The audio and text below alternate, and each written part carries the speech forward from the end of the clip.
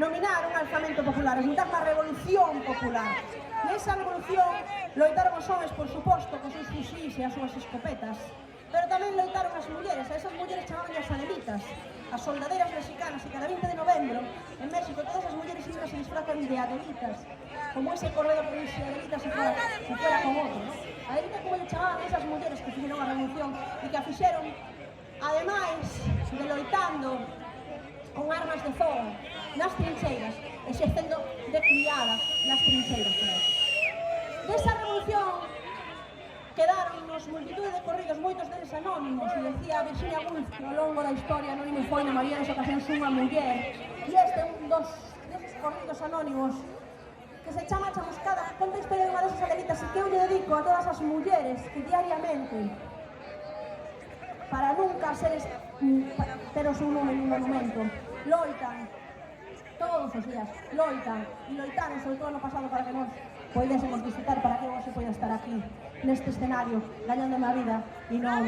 sendo esclava nunha cocina. Para todas as mulleres que son anónimas, porque sempre serán, porque as mulleres sangran na historia, loitan na historia, disparan na historia, pero non a escriben, por eso sempre foron que seremos silenciados. Para todas elas, a Chamuscada.